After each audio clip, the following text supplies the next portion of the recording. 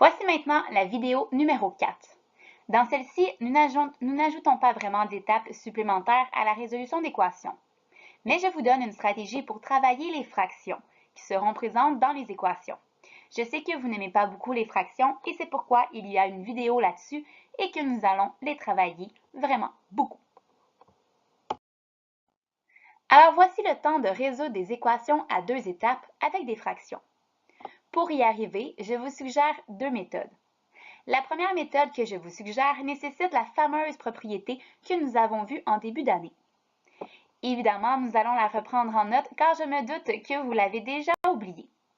Cette fameuse propriété a été vue lorsque nous avons étudié les proportions et elle disait que le produit des extrêmes est égal au produit des moyens. Pourquoi ne pas revoir un petit exemple qui rappelle cette propriété? Alors voici une proportion. C'est bel et bien une proportion car le produit des extrêmes est égal au produit des moyens. En effet, si je fais le produit de 3 et de 16, j'obtiens le même résultat que si je fais le produit entre 4 et 12. Dans les deux cas, le résultat des produits est de 48 pour les extrêmes et pour les moyens. Donc, le produit des extrêmes est égal au produit des moyens. Cette fameuse propriété va nous être utile pour travailler les fractions. Ne perdons pas de temps et essayons avec un exemple. Tout d'abord, je continue à respecter les étapes que nous avons vues précédemment. Je commence par séparer le côté gauche et le côté droit de l'équation. Je remarque que la variable est à gauche. Pour pouvoir utiliser la fameuse propriété, je dois d'abord me débarrasser du terme constant, le terme qui ne contient pas de variable. Puisqu'il s'agit de moins 1, pour l'enlever, je dois effectuer l'opération inverse, donc je dois faire plus 1 du côté gauche. Évidemment, le principe de la balance reste toujours valable, alors cette opération doit être répétée de l'autre côté du égal. Je me retrouve avec une seconde équation où il y a encore une fraction autour de la variable. Pour la travailler plus facilement, je fais apparaître une proportion du côté droit. Je modifie donc le 9 pour une fraction. J'inscris donc 9 sur 1, ce qui est équivalent et ce qui me permettra d'utiliser la fameuse propriété. Ensuite, j'effectue le produit des extrêmes. Donc, je multiplie 1 par moins 2x. Le résultat est égal au produit des moyens. Alors, je fais aussi la multiplication entre 9 et 5. Le résultat des multiplications me permet d'obtenir une équation vraiment plus simple qu'au départ. Donc, le produit des extrêmes est égal au produit des moyens. Je multiplie les nombres en diagonale pour me permettre d'obtenir une autre équation. Celle-ci, je vais pouvoir résoudre assez aisément. Je dois faire attention quand je n'ai pas terminé. Je dois toujours trouver la valeur de la variable x. Puisque moins 2 multiplie la variable x, pour m'en débarrasser, j'effectue l'opération inverse, donc je divise par moins 2 de chaque côté. Ainsi, j'obtiens la valeur de la variable qui me permet d'obtenir une égalité vraie, soit que x est égal à moins 22,5. Voici le même exemple, mais nous allons le travailler différemment. L'objectif de vous présenter deux méthodes est simple. Je veux que vous soyez à l'aise avec les fractions.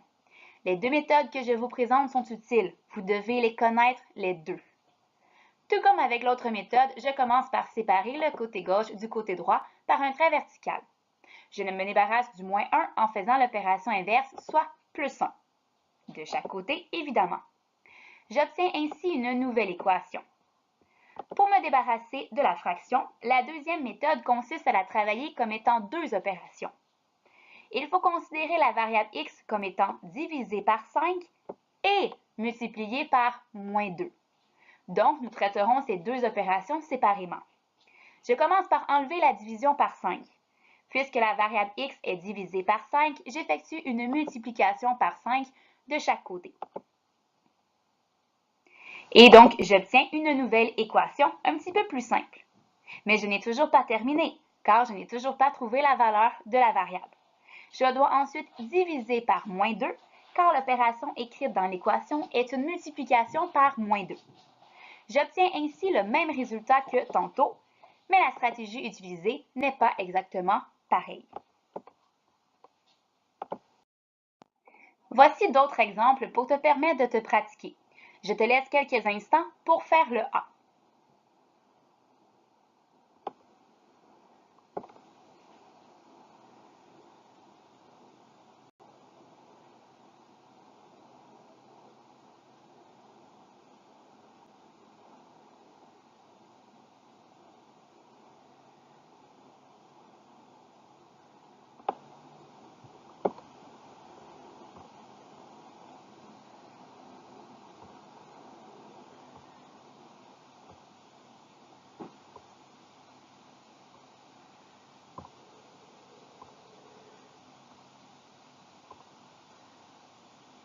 Tu devrais avoir obtenu x est égal à 7 tiers ou x est égal à 2,3 périodique.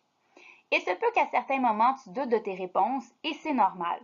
7 tiers n'est pas une belle réponse. Il aurait été plus agréable d'obtenir x égale à 2.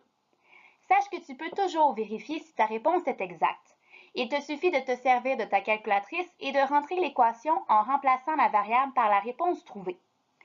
Fais attention lorsque tu inscris les nombres dans la calculatrice et n'oublie pas d'ajouter les parenthèses lorsque tu remplaces le x. Alors voici ce que tu devrais avoir dans ta calculatrice. Tu rentres le moins 2 plus le 3 septièmes et évidemment tu utilises la touche de fraction sur ta calculatrice.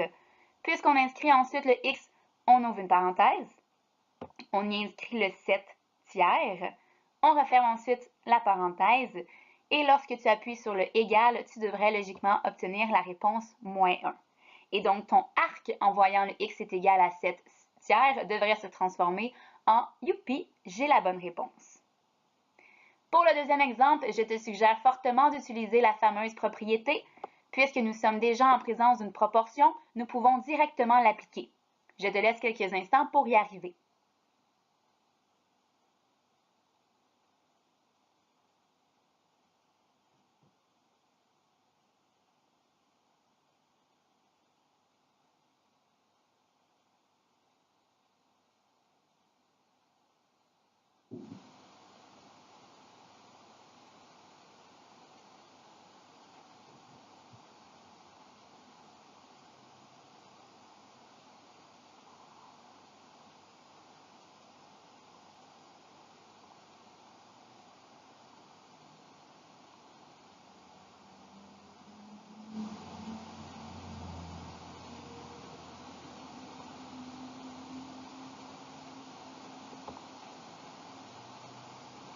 Tu devrais avoir obtenu y est égal à 17,5. Voici un dernier exemple. Je te laisse du temps pour le résoudre. Je te montrerai ensuite la solution à l'aide des deux méthodes.